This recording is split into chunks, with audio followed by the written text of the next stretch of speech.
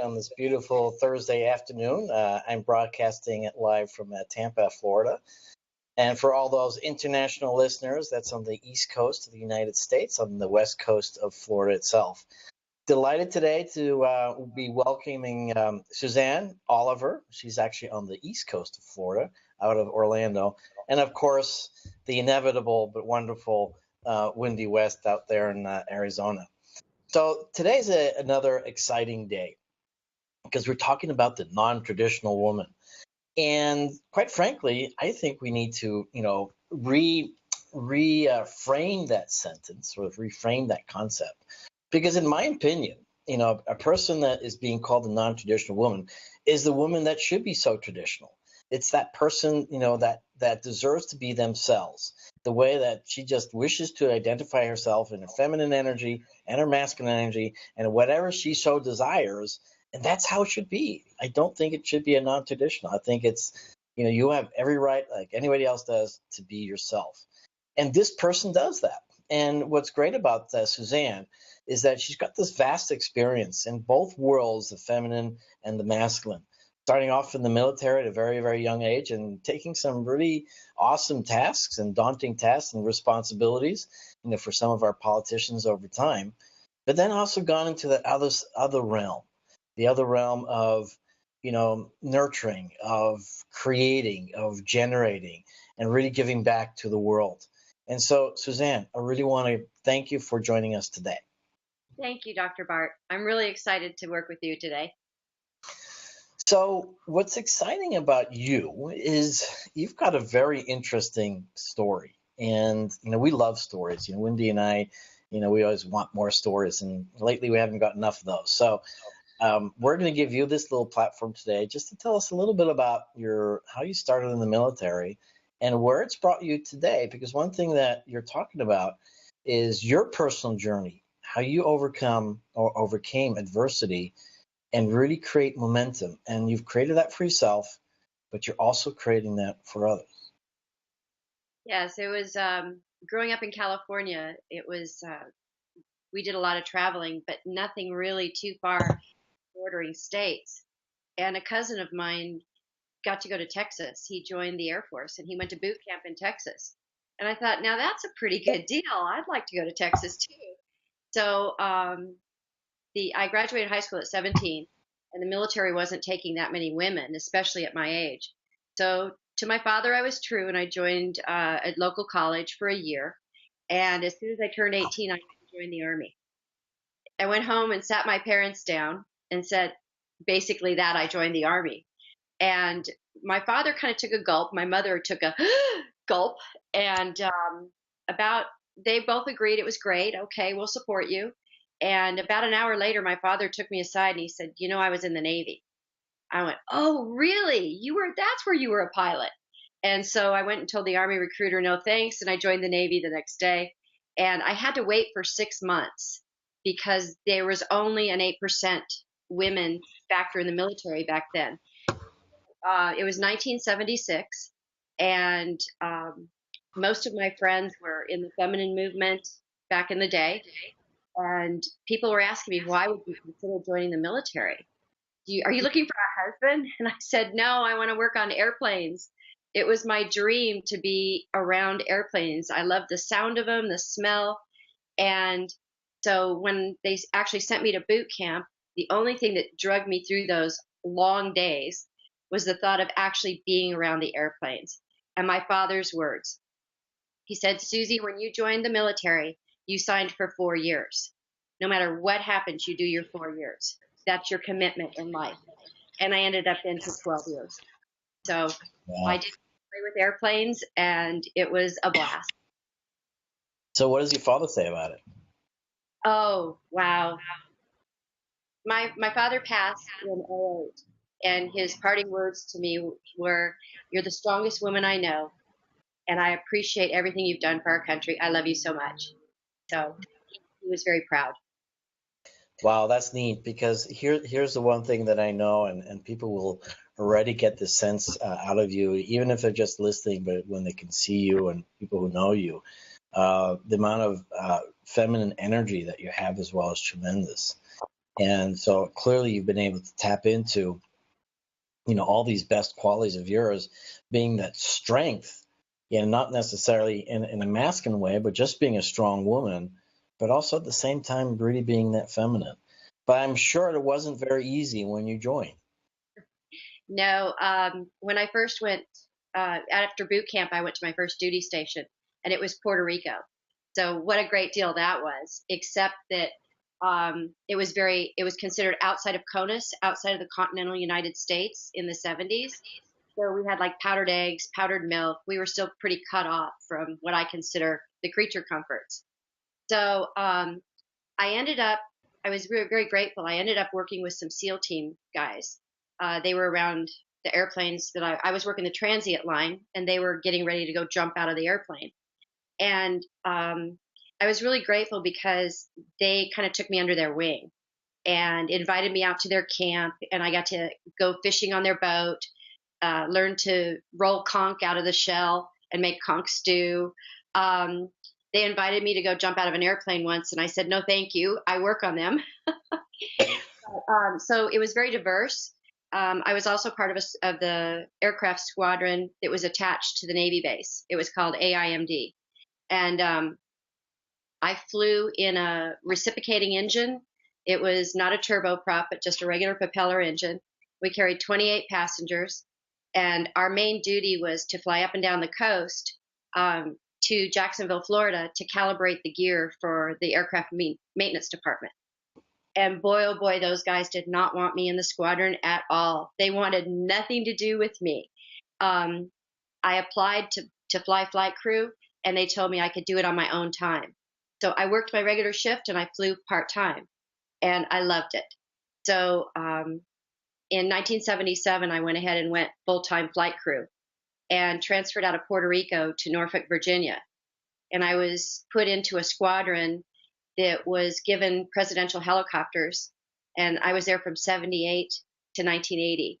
And our mission was to fly from Norfolk to the Pentagon 7 days a week, 365 days a year. And we had painted them all green. You'll see the white tops that the president flies on. Well, the white top was then matched the body of green, and they were President Kennedy through President Carter's aircraft. I was wildly accepted there. In certain instances, I was wildly accepted. We had some safety training, and no one would partner with me when we had to resuscitate Annie in CPR training. They didn't want to get near me. Why is that? Oh, it would have looked. They didn't like women, and they didn't want women around. So that if they partnered with me, they would look like they were aiding and helping me get through the training.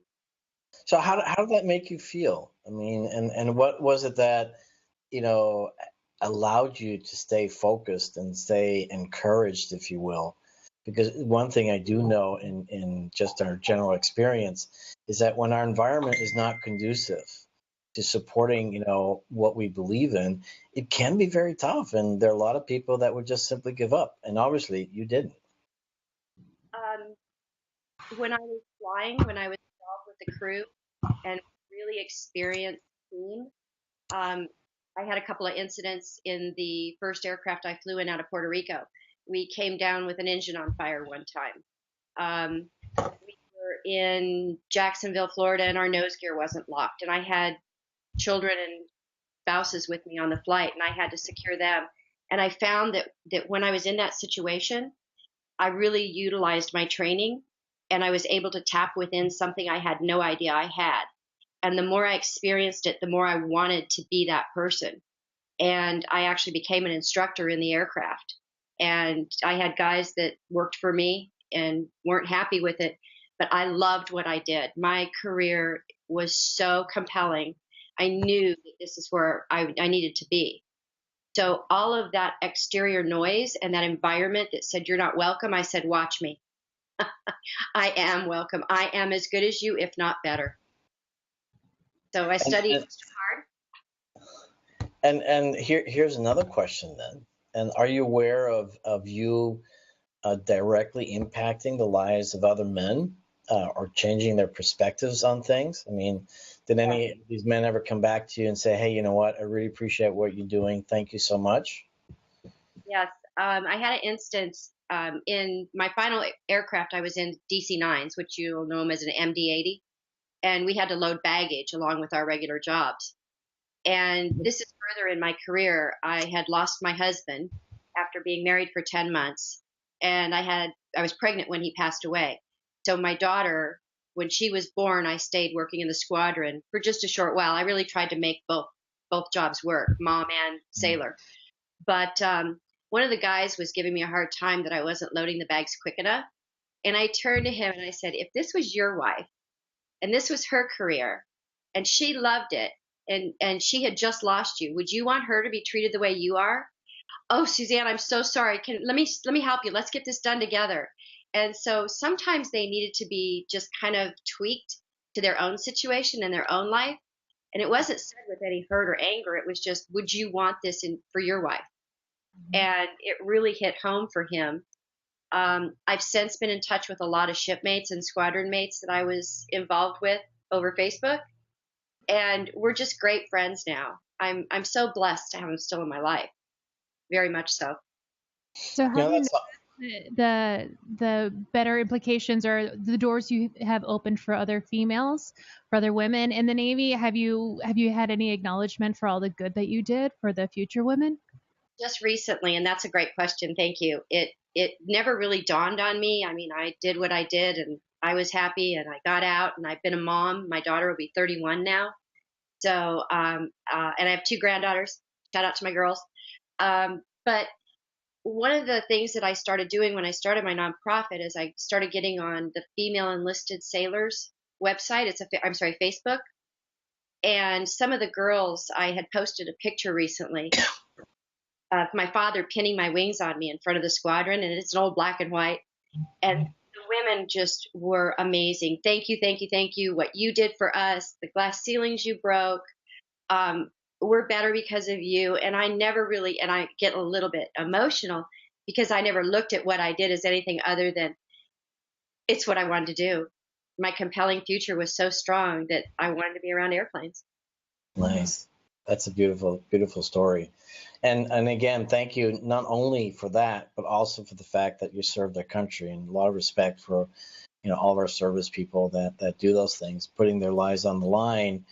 And so that, we're privileged, to have the freedom that we experience. And I think a lot of people actually do forget that. And I think it's important for us all to recognize you and the service that you've given us. And again, the ability for us, the privilege for us to experience the freedom that we have. So thank you. So a question, are you crying? A little. These women really impacted me. I had no idea. And to hear them just really open up and say, we couldn't have done this without, it took me by surprise. And it was just February 2nd, because it was on the anniversary of my father passing. So it just happened. So is there like a network that you're going to start, a community that you're going to start now that you have this? That's a great idea. I hadn't thought of that. Yeah. I like that idea. Yeah. Because that's exactly what my platform is about as well. It's just generating this community of people that can just be supportive. We tap into that collective wisdom and generate, have a generative collaboration. And so it's all about, let's get smart now. Let's simply, figure out, okay, where are the solutions? Where are the things that we want in life? Versus just tearing things down, which I just want to end up the military part, with one last question perhaps. And that is simply this. I mean, from your perspective as a woman that's been doing this for such a long time, why is it that men would have given you such a hard time over these years? I know as an outsider, we hear all these things and we have all these women movements and then all these criticisms. Should women be in the military? Should women not be in the military? All this crazy nonsense. But you were there. And so, from your perspective, and not necessarily putting you on the spot or just putting you on the spot, as to, what is it that you thought was the real issue with men who did not welcome you? Well, a lot of it, and I don't want to say they were threatened, but their job was threatened. As women became more and more there's my dog, sorry. As women become more and more, the dog doesn't agree with you. I was like, what is that sound? Just woke up. She's like, Mom, you're not paying attention to me.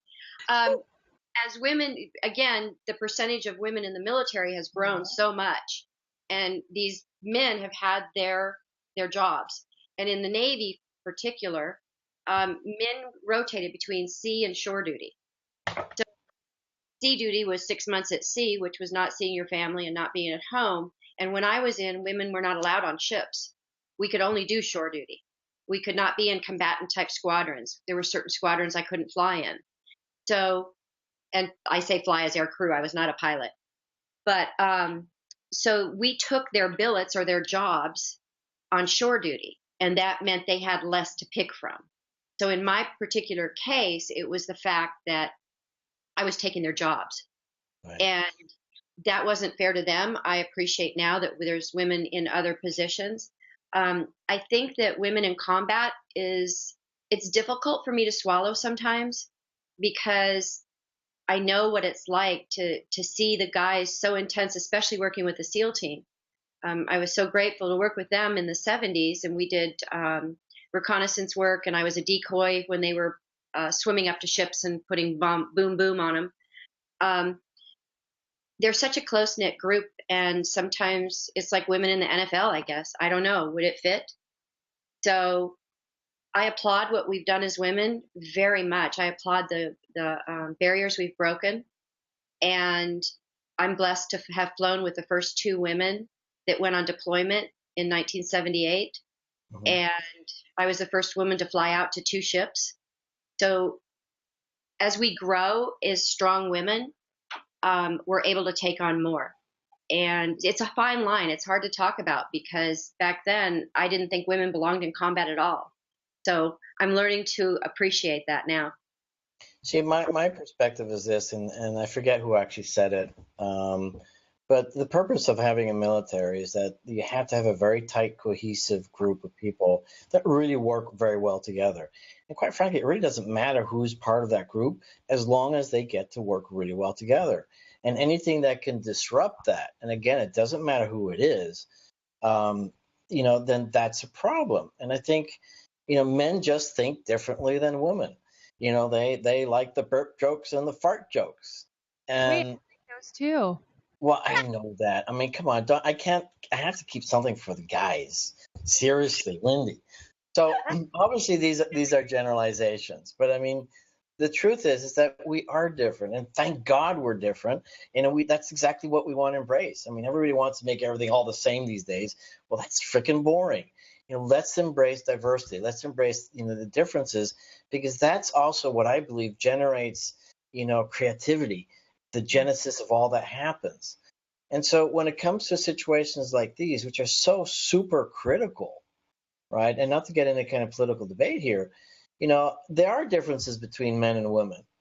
And I know clearly that there's a lot of women that are much stronger than I am, but that's not the point. The point is getting that the cohesiveness. So why not just have a women's Navy SEAL group, just all women? Not a bad idea. Right. I did have the pleasure of reading an amazing book, Ashley's War, and it was the first women that went into Iraq as interpreters. And what an amazing group of women. And I'm not trying to plug a book, but if you want to know what it was like for women to first go into combat, that's an amazing story. And we lost a brave warrior sister in that book in real life. And it was an amazing read for me, knowing what I went through. So I could only imagine what they went through. But I think you're right with the diversity. But again, it's how you show up. In business, I can put on my masculine energy and I can make things happen. I'm a mover and a shaker. I'm strong. I'm competitive. And I have this focus. And then when I come home, or I'm in a situation where I'm with friends, or I'm just enjoying myself, that feminine energy just comes flying out. And learning to go between the two and not finding feminine energy as a weakness is so important. And being able to still fly free, yet be masculine has given me a great outlook on a lot of different situations. And I think the flip side is important too, that men should be allowed to tap into that feminine side, but also, quite frankly, men should have the license and the permission to be men as well. And I think in today's society, it's so confusing, and everybody's just trying to tear down each other. Let's just help all individuals, discover who they really are and come from a place, because I think at the end of the day, most people are really motivated by good intentions. They just have learned unfortunate, behaviors or patterns or strategies that may not be quite supportive. But at the end of the day, I think most people want to help others as well. I think, one of the most spiritual growths that we all can have is that we get to contribute beyond ourselves. And most people actually do like doing that. It's just that it's the environment that we have isn't always that conducive for us to be able to grow and expand in that way. I mean, there's so many stresses in the world, so many problems in the world, so many challenges, so many quote unquote jobs being, threatened, just like in your case. And guess what? We're wired to survive. And if our survival means, I can't have a woman take my job away, well, then that's how they're going to behave. It's not necessarily man against woman. It just happens to be a woman creating that threat. So, but again, just you're an amazing woman from that perspective. I mean, I sense your feminine essence, and I think that's wonderful. And just what a wonderful model for other women to see that you can live in all the worlds, and that as a woman too, it's also important to realize, the importance of having a strong military, to protect our borders. And I think we kind of, oftentimes or too often actually forget that part. One of the reasons that we have the freedom that we have today is because we have a strong military. And I just want to make sure everybody understands this is not a political forum. This is just where people get to share their own personal opinions about stuff. And whether you resonate with them or not, it's just an opportunity to hear somebody's authentic voice backing it up with their true experience as to what they feel is real or not. So moving on to what you're doing today. And now you're changing people's lives in a wonderful way. So let's talk a little bit about, how you help creating momentum. And I'd like to wrap it up later on about your nonprofits. I started a company a few months ago where I'm actually working with behavioral mapping software. And we go into a company, and my team, we go into a company and we offer assessments for hiring. We offer a 13-week training course, online training course with coaching through it for managers and for employees. And really what we do is we go in looking for where the momentum is. How do we build a cohesive team where the momentum is, where it is not, and build a bridge between the two and get the team all working together with the same momentum within the culture of the company. So we have the tools and the devices and everything to get in and really do some digging. And we've had quite a bit of success. It's been a lot of fun. So tell me a little bit about that. How does that work? What you say you use assessment tools. I mean, what are some of the specific things that you get to look at? Are you looking for, if you will, as far as determining, if a company can create that momentum? We're looking for how they communicate, intuition and empathy, self-awareness. We look at how they think intrinsically and how they learn and how they contribute.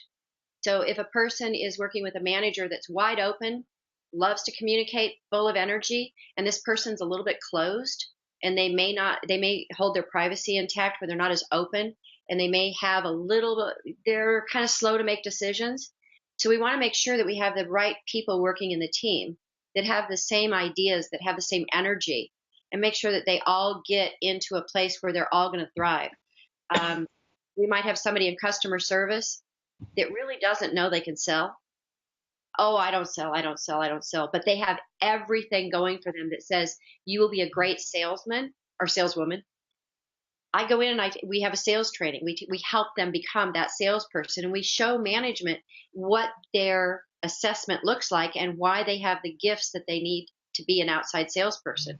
So we really give them the opportunity to learn and to try to be an outside salesperson. We have people in customer service that probably should be in accounting. They're kind of, that's their wheelhouse or their swim lane, as my friend says. So we just take a look and we do an overview of the company and find ways to help them be more productive. My girlfriend.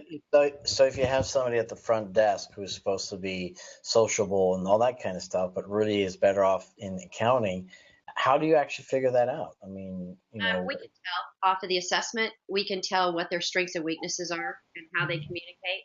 And again, self-awareness, their intuition and empathy. There's a number of different areas we look at. It isn't just one or two. And when you put that all together, you can see if a person's even going to be a good hire. Right. We have the ability to dig into the questions by their behavior or their learning ways, and we can ask appropriate questions in interviews. We have questions we can ask references, and we just make sure that these people are going to fit within the culture, because it's expensive to get a job as an employee, and it's expensive to lose a job. But for an employer, it's almost 3 times the salary to train and hire. And one of my mentors says, hire slow, fire fast. Mm-hmm. That's not common today. People hang on out of loyalty to employees that are not serving the mission. So another thing we do is we get clear on the mission of the company. What business are they really in, and what's their mission? So I go back to that military on mission oriented. So when Go ahead, ask the question. when you're doing that, when you're assessing the personality traits, is it through a written test or is it through a verbal test? It's written. We do it online. Okay. And each person in the company gets it, depending on how the company wants to address any potential blockage in getting the job done. We can do the entire company. We do the management training. If, let's say, you've got a yoga studio, and you're buying yoga studios all over the Western Pacific because you're finding that your yoga is the best. But at each yoga class or each yoga school, you bring up the best yoga performance, right? So that person is great in yoga, but are they a manager? So we give them, yes, you've got all the checks in the boxes. You're a great yoga instructor. However, let's make you a great manager and a great leader. And that's what we do. And we have coaches that coach during that 13-week process. So we have great results on the other end. So obviously you've been in the world with Tony Robbins and Business Mastery, and you and I just love that environment and have gained so much out of that. And I know that you're instrumental in supporting the process there, and I've learned a lot. And likewise, myself, I've been in that environment for the last 15 years. And if anybody wants to ever change their life, absolutely go to a Tony Robbins event, get his books, everything else. As much as there's always that negative talk about him. I don't know of anybody else who's really changed so many lives in modern day as he has. But what's interesting too is that what I learned from him at one point was that one of the most undervalued assets in corporate America is passion, is energy. And what's interesting then is that if you're in a position that just is not your sweet spot, it's just not where your flow is, then you're not going to be happy. I mean, your state of mind, your emotional state, if you will, from 0 to 10 might be consistently at a 4 or 5. And someone like that is, ready to either leave, or something else happen. And so, what's interesting too is that if you're in the wrong job, the thing that most people don't think about, and this was, most revealing to me, working with another dear friend of ours, Steve Linder from Strategic Brain, and the insight that he shared was absolutely brilliant. Because if you're in a job that you're not good at, you're actually preventing somebody else from having a great job who's great at that as well. And so again, it's not a matter of just having a job to gain a salary, and create a livelihood. It's really that place where, as I was talking in an interview last night, is, let's have fun. Let's enjoy this. let's love what we do. And if you're not in that place, for God's sakes, get out, or find out, what it is that you can do. And that's why I think, what you're doing right now is absolutely brilliant, because truly what you're going to do is you're going to try to change the lives of so many individuals so that they can find out what their sweet spot is, where their flow is. And again, reference to Steve Linder with, some of the performance dynamics that he talks about. But also you're helping a business, and in this today's marketplace or economy, it's very, very challenging, to survive. I mean, what are the statistics? Over 80% of businesses don't last, 5 years or something like that. Maybe it's not. Maybe it's even higher. Maybe it's 9 years, 90%. And most of that's attributed to not, having a proper, business plan and things like that. But a lot has to do with the challenges that they face. And I had that very same experience. I had this great vision of this beautiful spa, and to be one of the premier spas in the country, which, I'm still reserving for a future date. But in the area that I live in, Tampa, I did have the best spa. I mean, it was just absolutely wonderful. I mean, all the attributes of what it is that people want to have when they come into this wonderful place. And I had all that. The problem was that I didn't have a team to make sure that it was sustainable. And what was interesting was I came up with all these ideas, and then when one idea wouldn't work, then I try something else. And as I look back, after I kind of shut everything down, as I look back and looked at all these different ideas that I put into place, I realized that every single one was a brilliant idea. All of them would have worked. I didn't, and I always assumed when something didn't work, well, I must be stupid. I'm just a dumb surgeon, right? I can't figure these things out. What I didn't realize, it was all about the people. And nothing wrong with them, not criticizing them. I just didn't have the right people in the right place.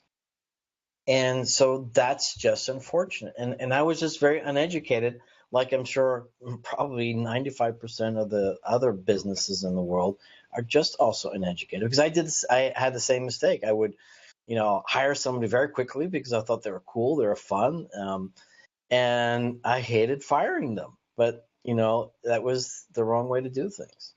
And sometimes when you have an outside voice, or you have someone looking from that, I call it the 5,000-foot view, coming down to the 500-foot view, in that time frame, we're able to pinpoint and help the managers or the owners help someone go find something that fits their flow or their energy or their focus. And we give them a great send off, and we really fill the position with someone that has that same energy. And it's just focus is what I refer to it as. It's energy flow, but are they focused? And will they give you what you need to get your mission complete? She's still in the military. You hear that, Wendy? There's nothing wrong with it. I think it's awesome. Never leave. My sister's in the Air Force, so we're set. Good for her. Is she stateside? Actually, she is now retired from it, and when she was in the Air Force, she was actually military police, and so I guess the base that she was stationed at was huge. It was like a whole city in itself, and so so she was a police, and when she got out of the Air Force, she became.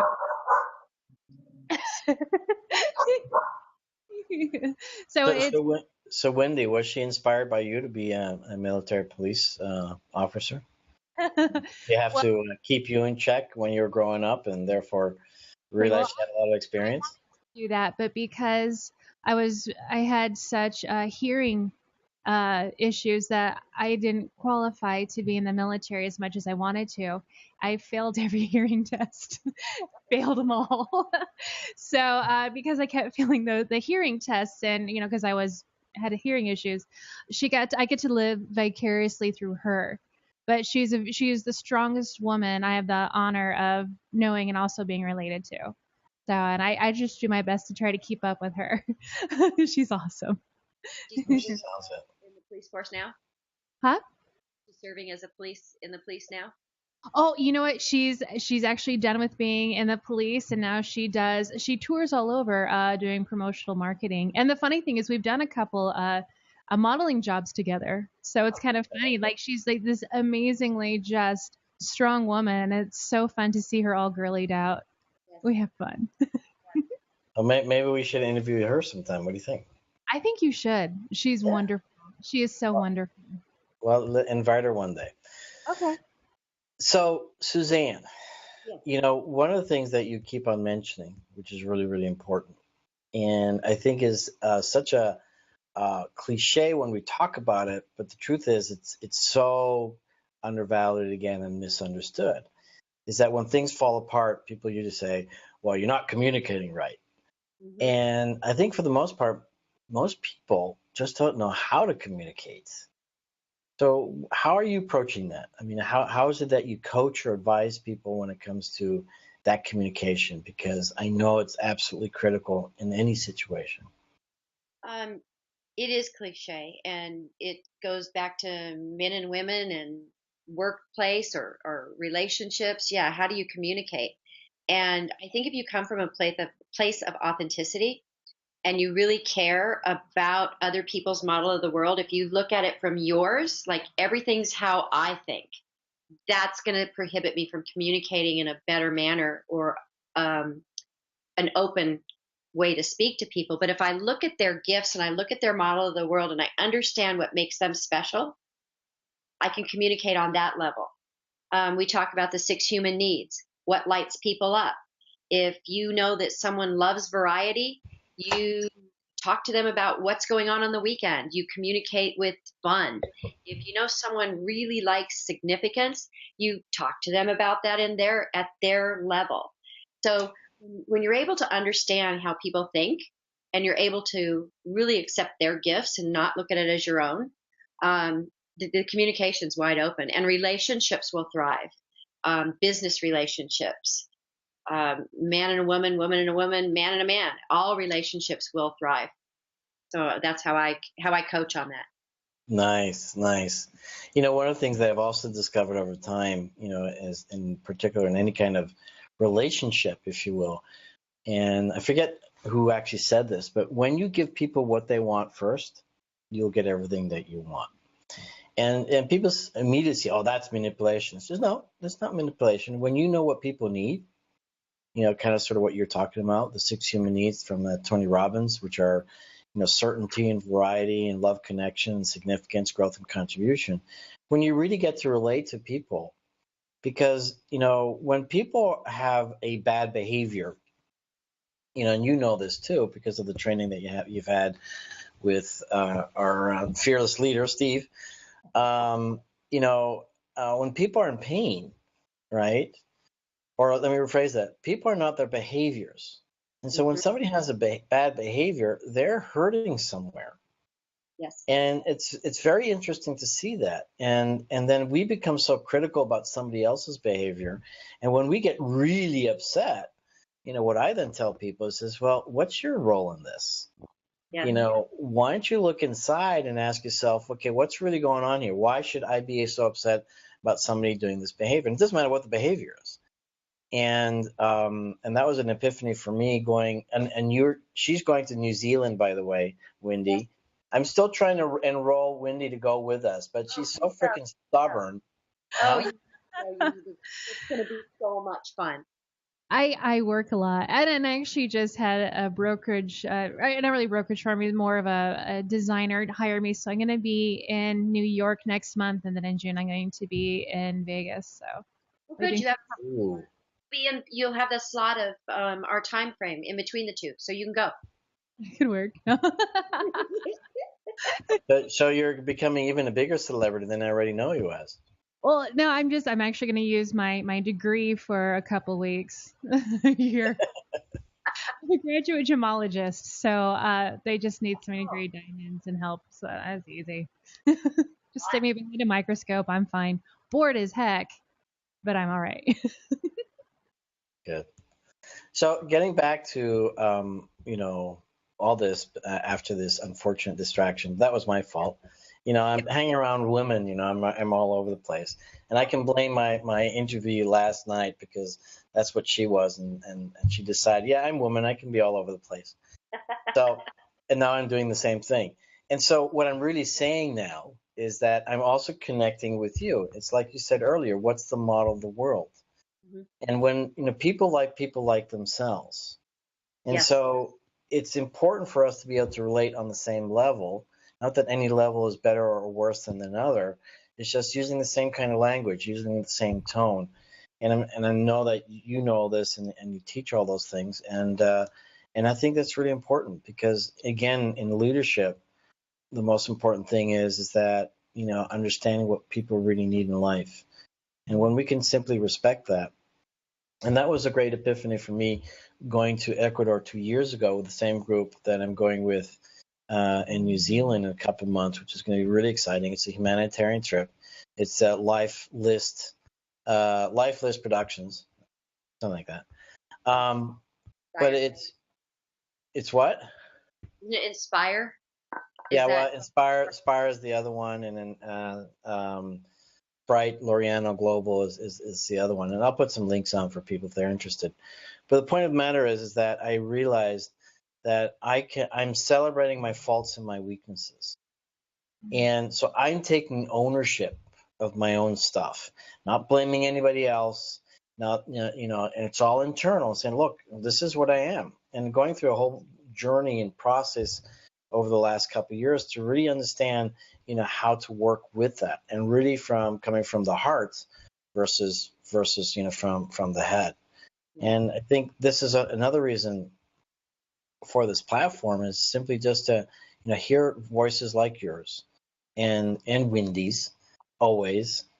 She's lucky; she's here every week. And to share the perspectives of what we have.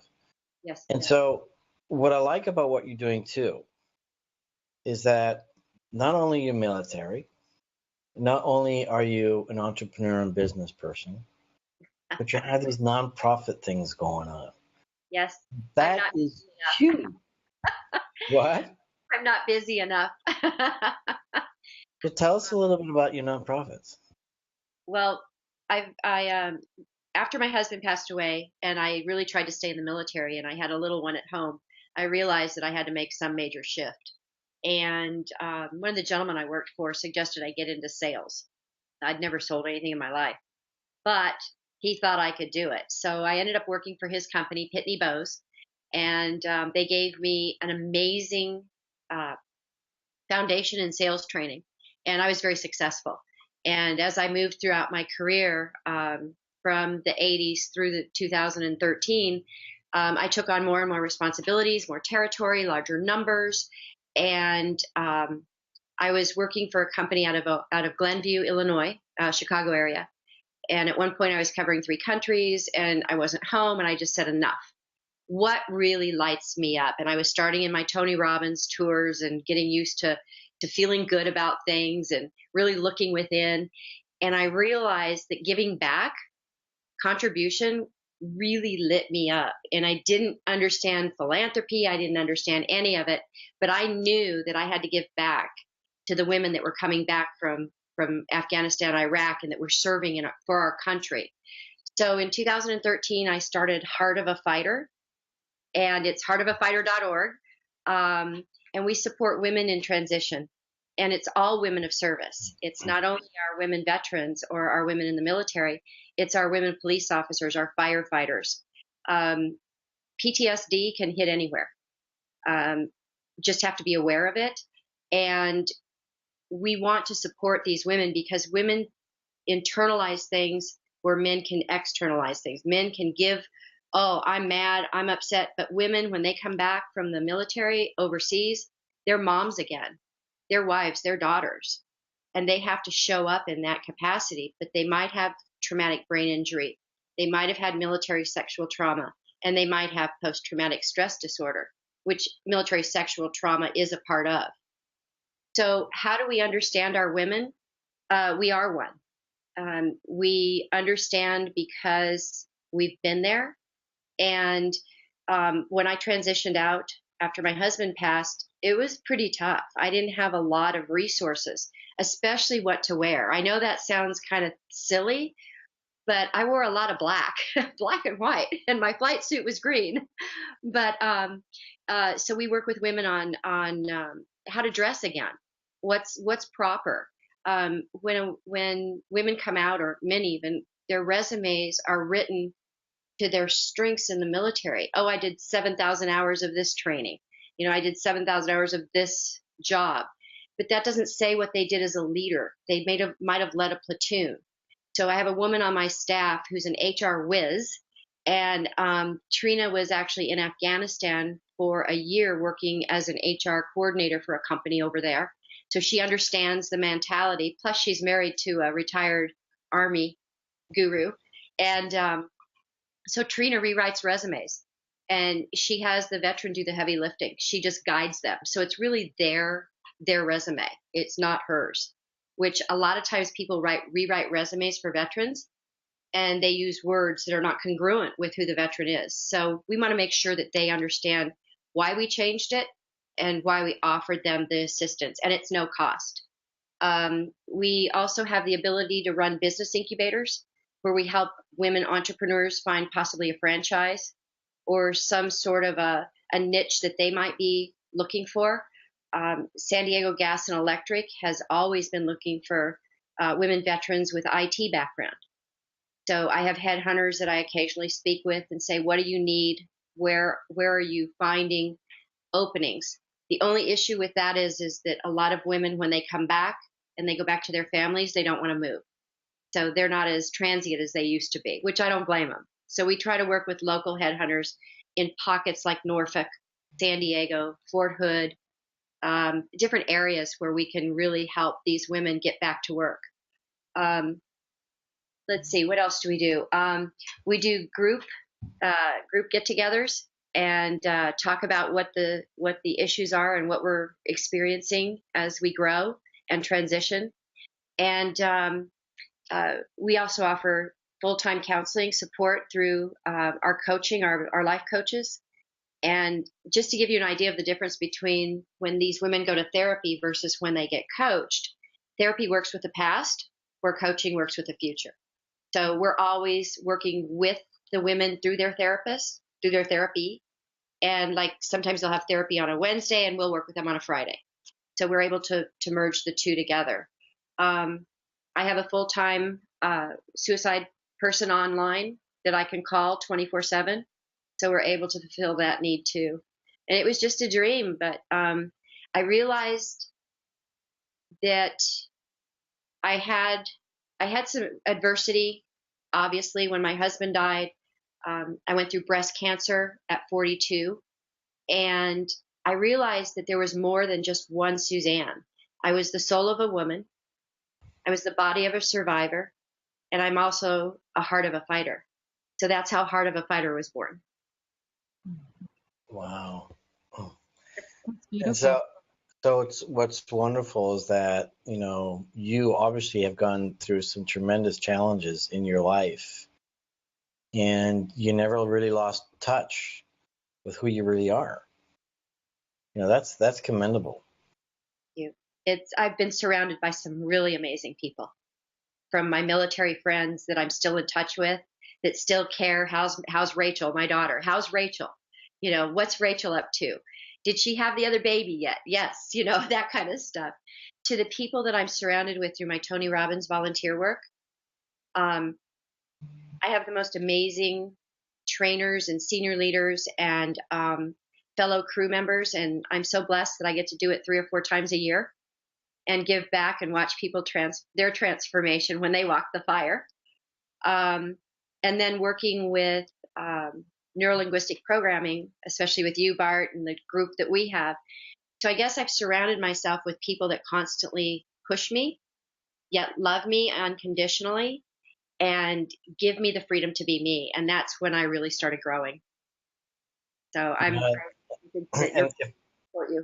If that's a message for anyone listening today, that's clearly a message that we all can take home with us, is really creating an environment that is totally conducive for us to be able to be our best self, and sort of just removing all the layers of all the BS and bullshit that kind of holds us back, the limiting beliefs and everything else. I mean, my belief is that there's 20 times more within us that can come out, if only we let it come out, as long as we can, release ourselves for all those things. But the truth is that you have to have an environment. You have to have a way, to get the information. Again, my passion, the reason for this platform too, is to help people discover what they don't know that they didn't know. Yes. And then do something about it. And then so find out what they can do differently. And that's why your voice is so important, why the voices of everyone on this platform is so important, because your journey is very, very significant. Your experience is very insignificant, and your actions are very impactful. And that's great. And that's definitely an inspiration for anyone else to say, you know what, I got challenges too. But here's a person that had the same ones and they're doing it. Rather than staying at the effect and saying, you know what, I'm just going to be a victim today because I can't handle it. You know what, all of us reach a moment at some point, whether we do it publicly or not, where we just say, oh, crap, I don't want to move anymore. I'm done, right? Only to get up again and move forward. And having people around you, or having the resources or the resourcefulness within yourself to get up quickly again, is really what matters. Because you listen to all those motivational tapes, and it's not so much how often you get pushed down and knocked down. It's how fast you get up again. Because the truth is that we can't. I mean, the only reason you're dealing with the challenges that you have right now is, honestly, it's not a cliche, is because you're ready to handle them. And it's how I got the three fingers here. So, but what's important that I think is not just the one finger, just the three. What's important here, though, that I want people to hear is this: is that you are helping women transition. There are men out there too that need the same thing. And my belief is probably that every single person that has to deal with this intensity and, quite frankly, probably very horrific experiences, we all need the help. And so my question for you, I mean, do you know how many women, what percentage of women actually reach out for your kind of help, and what's the percentage of men that also reach out? Women are very, very low. We're starting to realize more. I'm getting an echo. Yeah, it's hard to hear you. There's something wrong with your mic there. It's basically coming around to a circle. The women are catching up to the men, talking about it and looking for help. But before, it was taboo for help. So we've opened our minds. The women are actually now asking, and I don't have the exact number. Okay. So, Wendy, I don't know what's happening. Do you know what's happening? Why she's phasing out so much? It's something that's going on with the Blue Jeans program. Oh, it is? It's not me. It's not. Last time it was my mic that was shutting her out. Your mic. It's nobody's mic. It's actually the Blue Jeans program. So please, nobody feel bad about it. All right. So we got like half the words. It's sort of like you're in the helicopter and want to hear every other word or something. So you wanted to share with us that you got 10 seconds to share what you just said. I was saying it's becoming more prevalent now for women to ask for help and to come out and say, this is what happened to me. In the past, it's not been that way, but we're actually doing better at the VA for our women. There's a lot of women's groups now through the Veterans Administration that you can get the best care ever. I mean, it's changing for women. We recognize that there are women in the military now. Right. I do awesome. Mr. Oliver at the VA occasionally. Well, I want to thank you again for being here today, having a very enlightened conversation with us, educating us about what's going on in the world of the military, how you're helping with nonprofits, incredible work. I'm excited that you're going to New Zealand with a bunch of transformational leaders so that we can learn to be even more supportive for everyone else in the world. And your key message, I think, is, get a group of people around you that's really supportive, and the people that aren't supporting you, get rid of them. You don't need those people. You need the people that you can shine, that love you unconditionally for who you are, and that also have you, live at a higher standard and also help you get where you want. So I'm Dr. Bart Rademaker, Prescription for Your Transformation. Tapping into that brain intelligence, the body intelligence, as well as the energy intelligence. Real conversations, real people, real success. And I want to thank you, and I'll be back next week again and on Facebook tomorrow as well. Thank you so much.